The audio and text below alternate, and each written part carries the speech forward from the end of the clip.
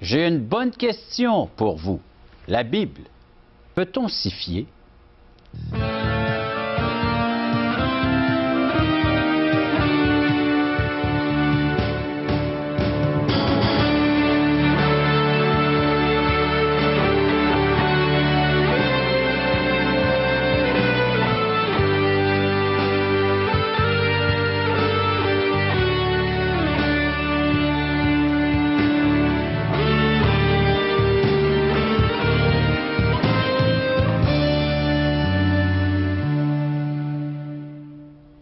Mesdames, Messieurs, bonjour, bienvenue à l'émission Parole vivante.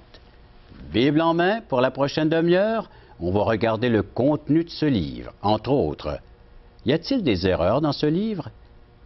Ou est-ce un livre falsifié? Peut-on s'y fier?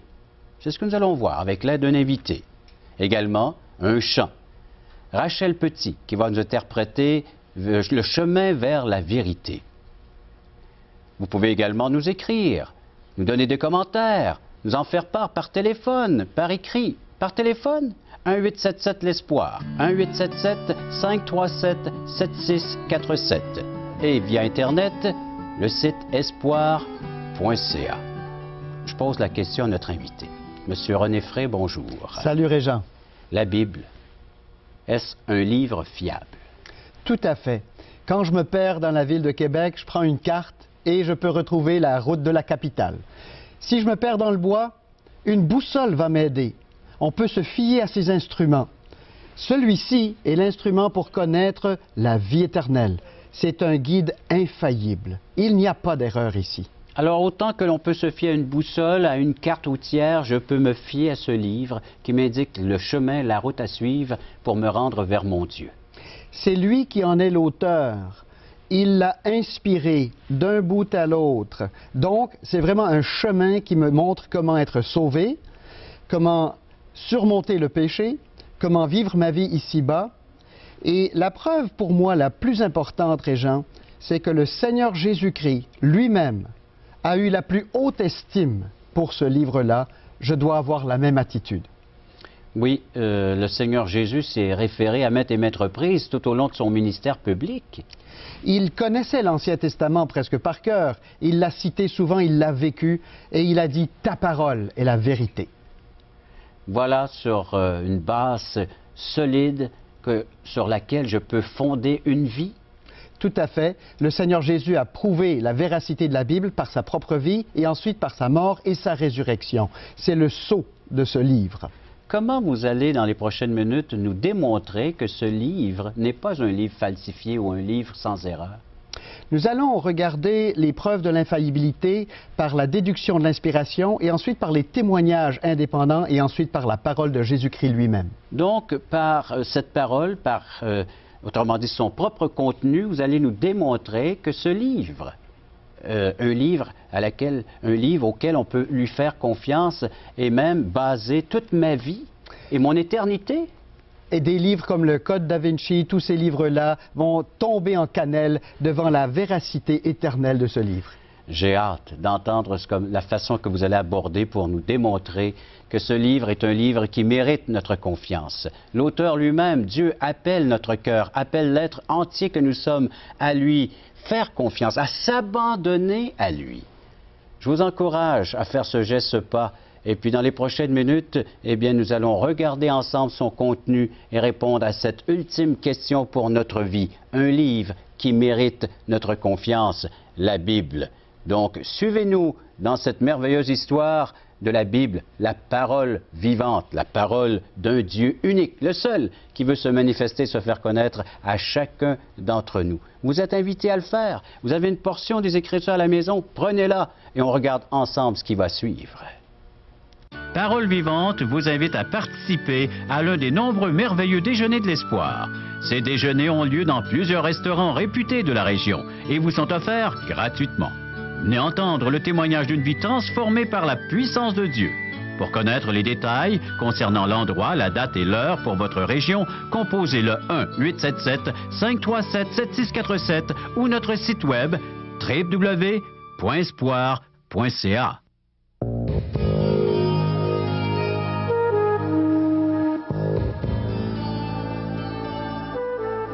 C'est l'heure de répondre à cette question. La Bible peut-on s'y fier? René, conduis-nous dans cet enseignement. Oui, c'est basé sur l'attitude de notre Seigneur Jésus-Christ. Et je te prierai de lire ce qu'il nous a dit dans Jean chapitre 17 et verset 17, s'il te plaît. Nous y lisons « Sanctifie-les par ta vérité, ta parole est la vérité. » Voilà la réponse à ta question. La Bible, peut-on s'y fier? Jésus répond, ta parole est la vérité. Jésus avait des manuscrits de l'Ancien Testament qui n'étaient que des copies. Régent, Jésus n'avait aucune des autographes. C'est intéressant à savoir, ça. Ni nous, d'ailleurs, mais l'attitude de notre Seigneur Jésus-Christ peut nous caractériser et que nous pouvons avoir une entière confiance dans les copies que nous avons. Le Seigneur s'y est fié et il dit ici à son Père, il parle au Père céleste, au Père dans les lieux célestes, mais il dit, cette parole, c'est la vérité. La vérité infaillible. Aucune erreur, aucune admixture de fausseté, de mensonge. Nous avons vu que la révélation, c'est le fait de la communication de Dieu à l'homme. L'inspiration, c'est le moyen de la communication de Dieu à l'homme. Et l'infaillibilité, maintenant, c'est l'autorité de cette communication. En fait, l'autorité biblique est dérivée de sa source, son auteur. Puisque Dieu est vrai, sa parole est vraie. Mais nous pouvons aller plus loin. Il y a des témoignages à l'intérieur même de la parole de Dieu qui sont là pour nous montrer qu'elle se prend pour vraie, qu'elle déclare qu'elle est vraie, qu'elle exprime sa véracité. L'autorité des Écritures est un grand sujet. Nous allons en faire une distinction entre l'infaillibilité et un nouveau mot qu'on appelle inhérence. Infaillibilité, un terme plus historique. Inhérence, tout simplement, pas d'erreur. Il n'y a pas d'erreur dans les Saintes Écritures. Moi, je fais des erreurs. Dans une autre émission de ce programme, tu te rappelles que j'aurais dit « Il y a 27 livres dans l'Ancien Testament ». En fait, il y en a 39. Mais j'avais interverti, il y en a 27 dans le Nouveau. Moi, je fais des erreurs. Mais les Saintes Écritures, non. Nous allons voir aussi qu'il y a une historique de cette doctrine de l'infaillibilité. Tout au long de l'histoire, des hommes comme Augustin, Calvin, Warfield, pour nommer que 3, ont cru à l'entière véracité des Saintes Écritures. Mais cela gênait. Surtout après le siècle des Lumières, il y a eu une recherche pour voir s'il n'y avait pas des erreurs dans la Bible. Ainsi, nous avons vu des hommes se lever et mettre en doute les Saintes Écritures.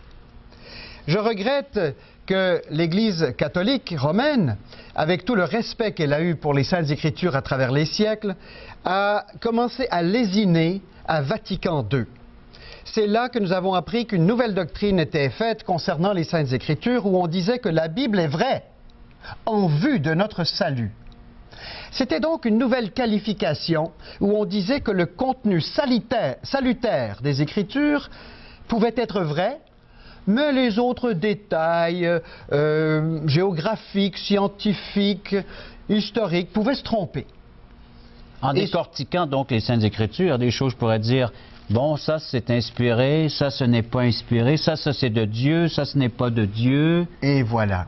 Alors que nous avons lu dans 2 Timothée 3,16, toute écriture de Dieu est inspirée par lui. Donc, il ne faut pas commencer à prendre des ciseaux et dire ça me plaît, ça me plaît pas. Il n'y a pas une macro-intention, comme dit Riderbos, c'est-à-dire tout ce qui est pour le salut va rendre sage à salut et le reste peut tomber dans l'erreur. Les évangéliques aussi ont sombré dans cette erreur-là et ils se sont appelés les inhérentistes limités. C'est-à-dire qu'ils limitent l'infaillibilité au seul contenu salutaire. Ceci n'est pas la position de notre Seigneur Jésus-Christ, bien au contraire. Ainsi, nous avons ceux qui sont contre l'inhérence, les Barth, Loretz et Barr.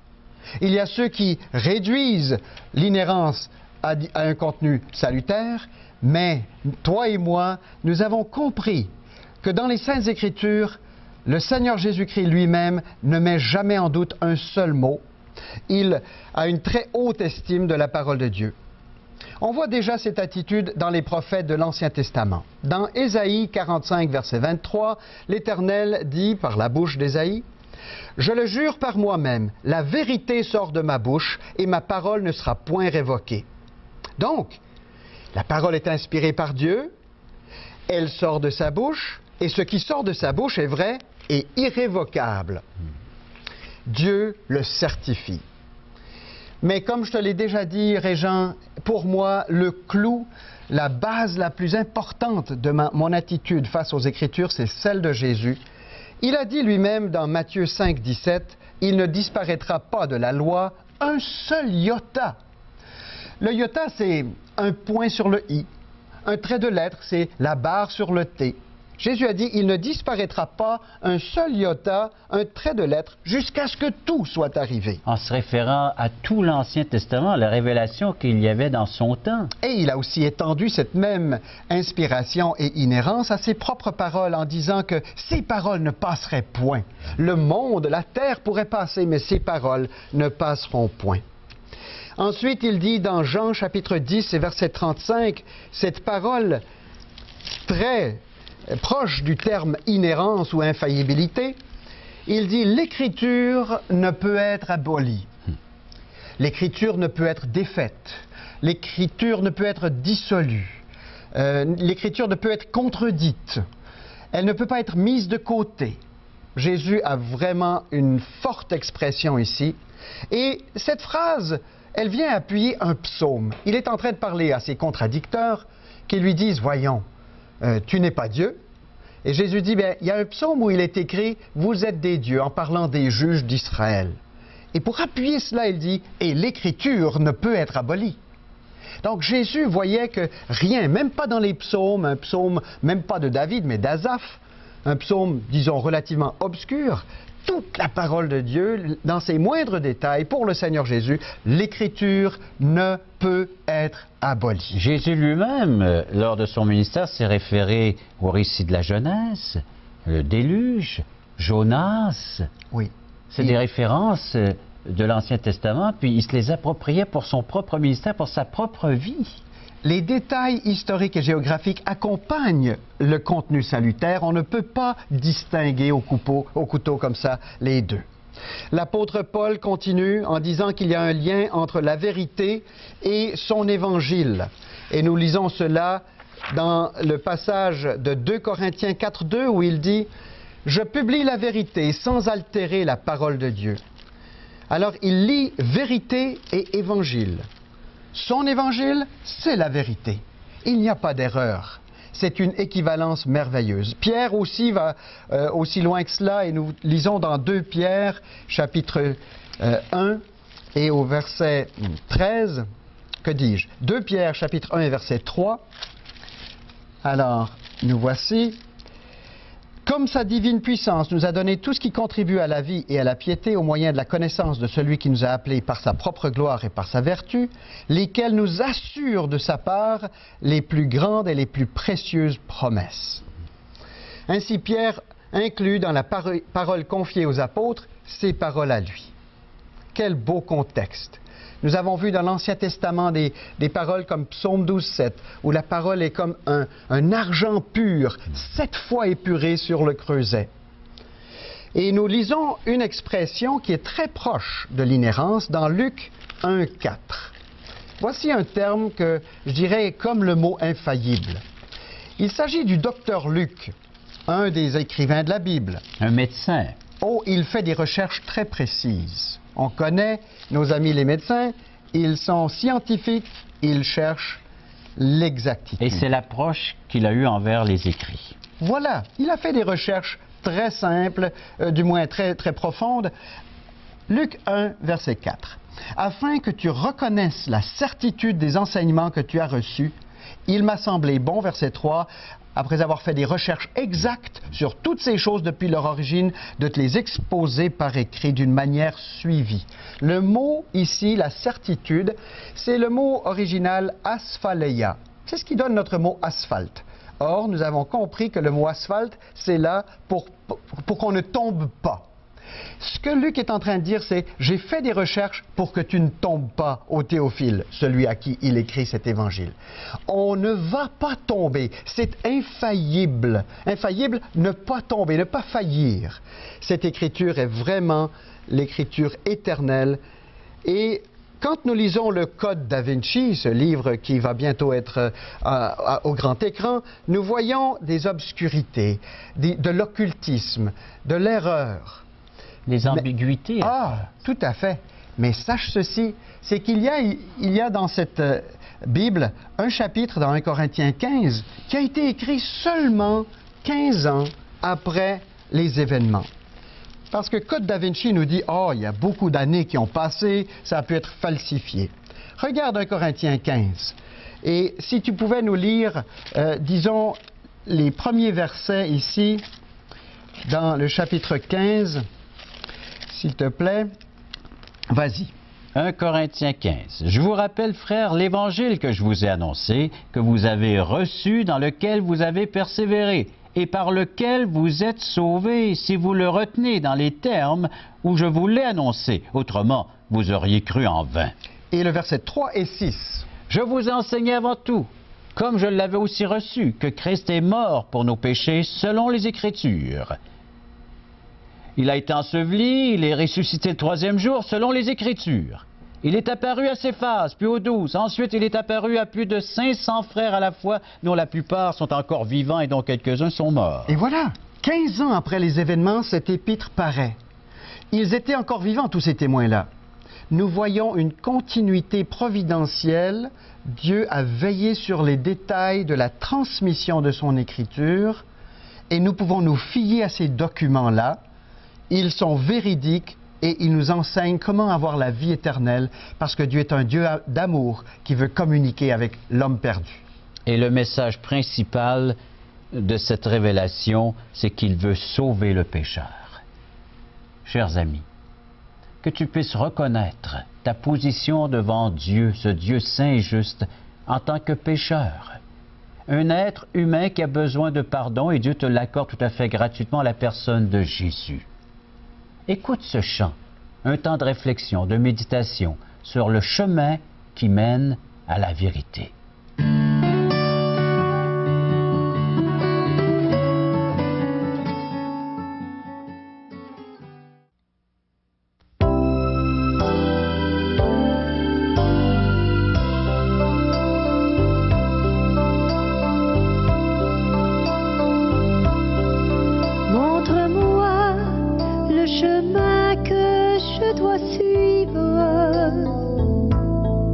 Montre-moi le chemin de l'éternité.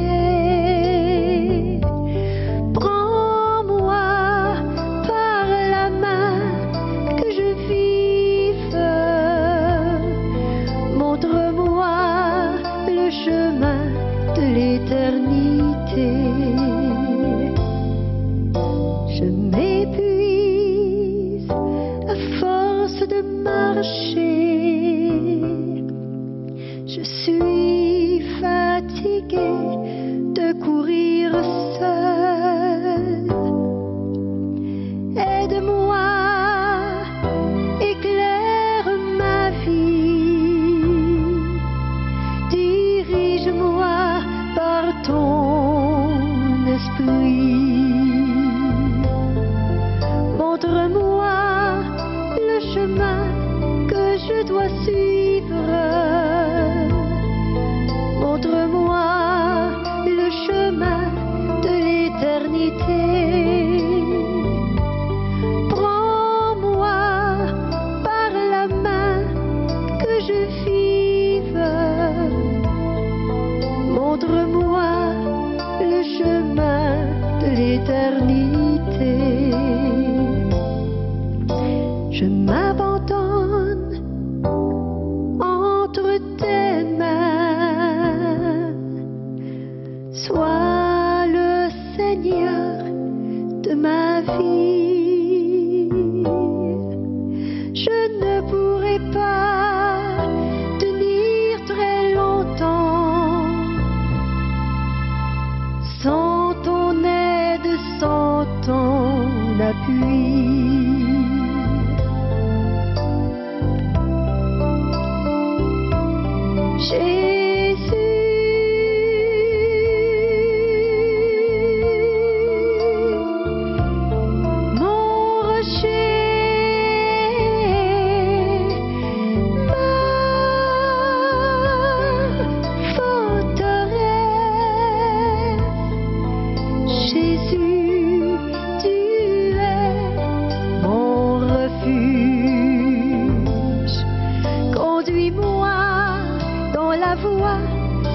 je dois suivre. Conduis-moi dans la voie de l'éternité. Prends-moi par la main que je vive. Conduis-moi selon ta volonté.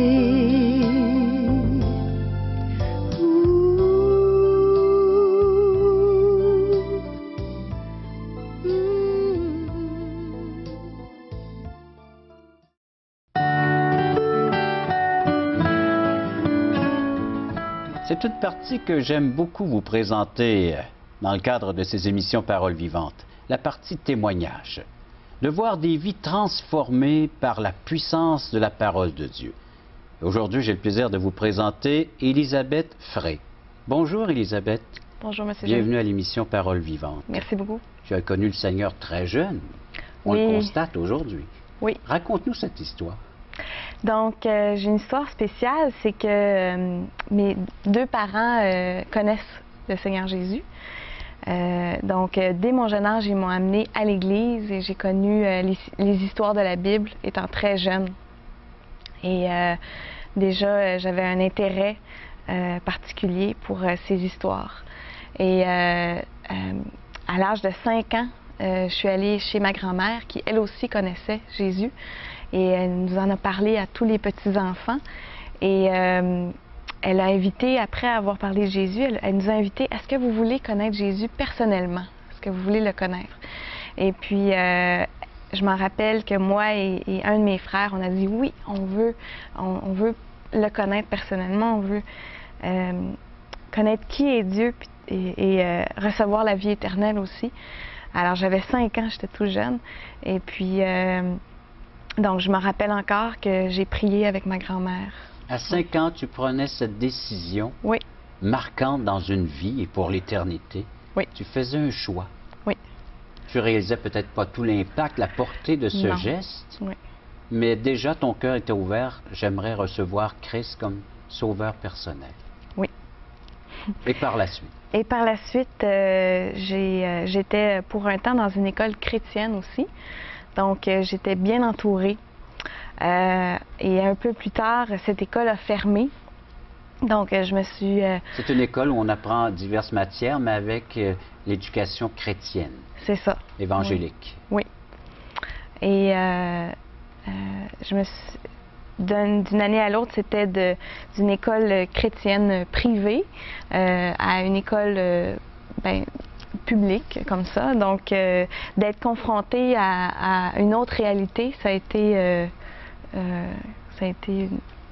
quelque chose de marquant dans ma vie, disons. Et aujourd'hui, à l'Université Laval, ici même à Québec, là aussi, il doit y avoir des confrontations entre ta foi, ce que tu crois, ce qu'on retrouve dans la Bible et les valeurs qui sont véhiculées. Ah oui, c'est disons, très rare de nos jours, les gens de mon âge, j'ai 23 ans, donc les gens de mon âge qui croient fermement à la Bible, qui croient qu'elle est vraie, puis qui veulent suivre Jésus, c'est rare. Et comment tu t'équipes pour faire face à ces valeurs morales autres que nous retrouvons dans les Saintes Écritures? Comment je m'équipe pour... Comment tu peux faire face à tout cela? Oui, c'est vraiment avec la puissance de Dieu. C'est vraiment pas par mes propres forces, parce que à chaque fois que j'essaye par mes propres forces, j'échoue. Alors donc, il y a une confiance en Dieu, Oui. en l'Esprit qui est venu habiter en toi dès l'âge de 5 ans? Oui, et puis c'est sûr qu'il y a aussi eu un autre point marquant dans ma vie. C'était à l'âge de 14 ans. Je suis allée dans un camp d'été. Et dans ce camp, il y avait plusieurs jeunes de mon âge qui avaient vraiment une passion pour Dieu. Et pour moi, c'était quelque chose de nouveau un peu parce que les jeunes de mon âge étaient peut-être un peu blasés peut-être par tout ce qui se passait dans l'Église. Donc, il y avait... c'était pour moi quelque chose de vraiment marquant parce que ça m'a donné une passion pour Jésus. De Et voir voilà les la jeunes qui solution. étaient capables. Voilà la réponse face à toutes ces questions. Oui. La passion pour Christ. L'avez-vous?